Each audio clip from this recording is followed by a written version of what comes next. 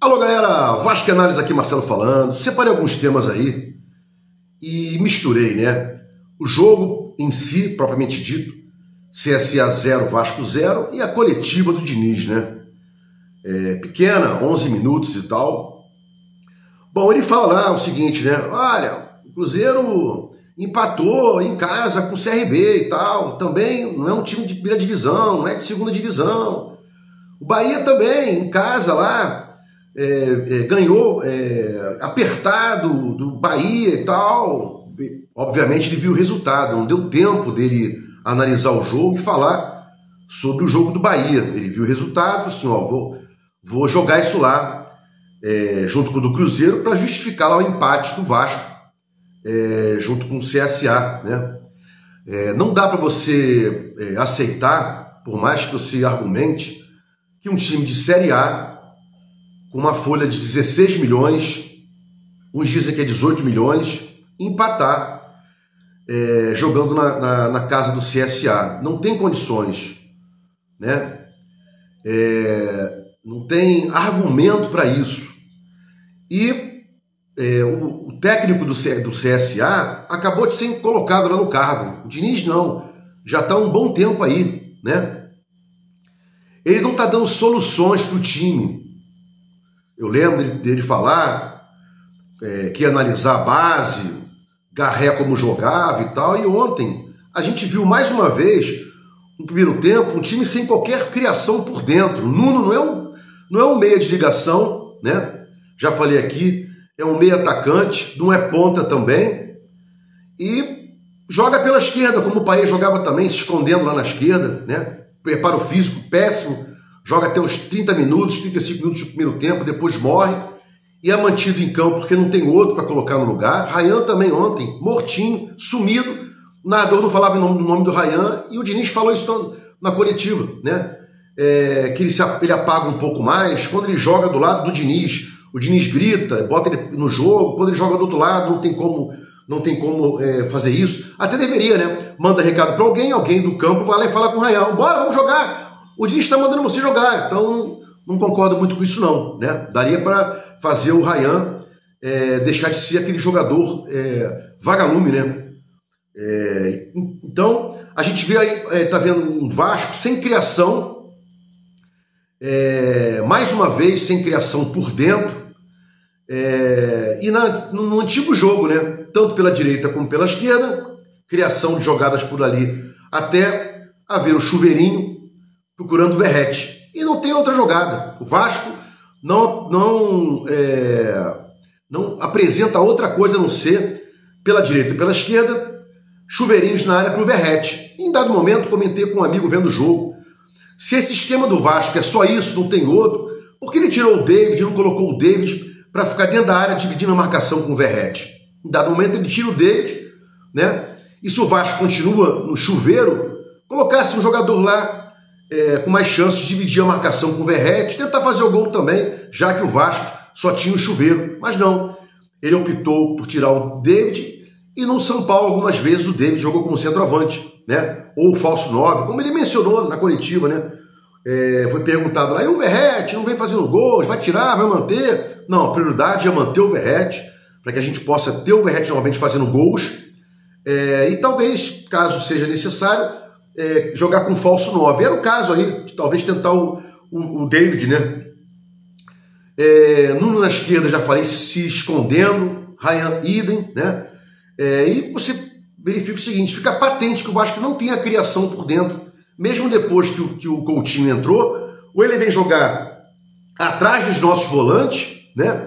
Ou cai pela esquerda ali, novamente, tentando uma superioridade numérica, para depois chuveiro na área. Não tem nada mais do que isso.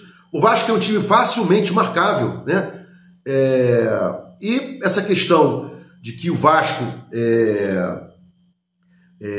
não vem jogando bem, vai ser corrigido, estamos trabalhando e tal, não tem um argumento que você possa entender, pô, é isso aí, Diniz está com a razão e tal, né?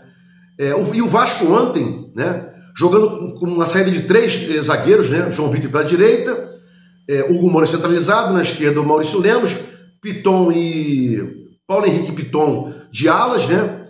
E o João Vitor e o Maurício Lemos levando várias transições nas costas, né? O João Vitor tentando ser um lateral para acompanhar o ala PH, bola nas costas várias vezes. Não tem como o Vasco levar transição, contra-ataque no CSA. E levou alguns. Inclusive o Diniz falou que o CSA não teve jogadas perigosas. Teve sim, né? Interceptadas pelos zagueiros do Vasco, defendidas pelo Léo Jardim. Teve jogadas perigosas sim, né? O Vasco teve lá, aos 40 minutos do segundo tempo, né, uma expulsão do João Vitor. O CSA não estava atacando. Por que colocar um zagueiro? Né? Por que colocar o Lucas Freitas? Mantivesse o esquema, o CSA não estava atacando e continuasse sufocando a equipe do CSA, porque aquele zagueiro ali que foi expulso, né, o João Vitor, não estava fazendo muita diferença. Né? Friso aqui, qual seria o plano B para o Verratti? Né? Recuperar o Verratti como? Já vem aí há 3 jogos péssimos, né? No último deu até assistência pro Inter fazer o gol, fez um gol em impedimento, colocou-se em impedimento. Contra o Grêmio perdeu gols cara a cara contra o Inter, idem, né? Por dentro, por baixo, né? Esse Nuno nunca tá 100% para jogar futebol, sempre joga 30, 35 minutos, né? Então eu acho complicado aí essa questão do Vasco só argumentar, só dar desculpas, né? Tem que dar soluções.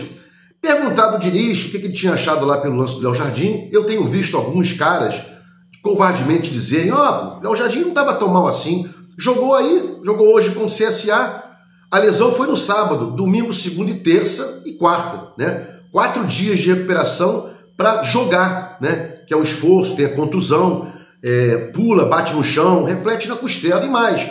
Aquele momento da expulsão, mais 1 minuto, 30 segundos, 1 minuto e meio, após lá o spray, né, o gel, sei lá, poderia ter havido uma recuperação, né? Foi covardia ter sido expulso do Léo Jardim e não tem o que falar, né? Mais perguntas aí. Carille, o Vasco prioriza as Copas e tal. Na época do Carille, sim. O Carille chegou a confessar que priorizava sim. Inclusive até poupava jogadores do Brasileiro para colocar nas Copas, né?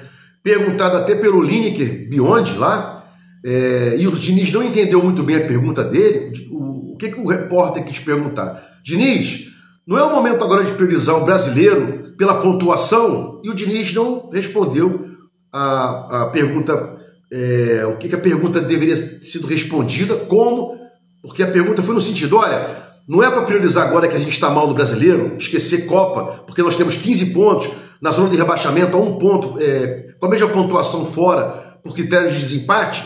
Não, no momento agora não é para priorizar, vamos priorizar agora o Mirassol, depois priorizar o CSA. Ele não entendeu bem a pergunta, o Diniz, né? E é complicado. O Vasco deveria priorizar sim o brasileiro, já falei, isso mexe com tudo, mexe inclusive com a vida do Vasco, lá para o ano que vem, nos pagamentos da recuperação judicial, caso ela seja aceita. Só tem um vídeo ontem sobre recuperação judicial, tem muita gente que impugnou, né?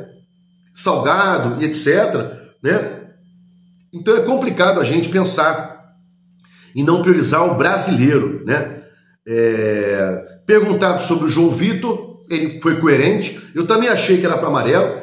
Ele não agrediu o jogador do CSA, botou o braço para se proteger, levou um amarelo, levou o segundo, expulsão, né? Não vou aqui massacrar João Vitor por isso, mas pelo conjunto de coisas. O Vasco, o torcedor não aguenta mais o João Vitor, como não aguentava o Maicon, como não aguentava o Léo Pelé, né? Tem outras coisas? Tem. Bota o Maurício Lemos na direita, tenta aí o Luiz Gustavo. Cadê o Luiz Gustavo que não entra? O Lincoln estava no banco aí, não estava? Por que não entram esses caras? Por que não entra o Luiz Gustavo? Né? E para fechar aqui, o Ryan, ontem e também contra o Inter e também contra o Grêmio, 3/4 do jogo, a gente não escuta falar em Ryan, né? Pega pouco na bola, parece ter um jogador que quer fazer o mínimo possível para justificar lá uma pedida de salário, um aumento, e ficar como titular no time. Não é aquele jogador que mostra culhões, né? Como a gente já teve aí outros jogadores, né? Por exemplo, o Valdir, né? Quem viu o Valdir jogando, como esse cara se entregava para o Vasco, né? Então, é outro tipo de jogador, é outra era, e o Vasco vem aí se arrastando contra CSAs e etc. Vasco e Análise, fique com Deus e até o próximo vídeo.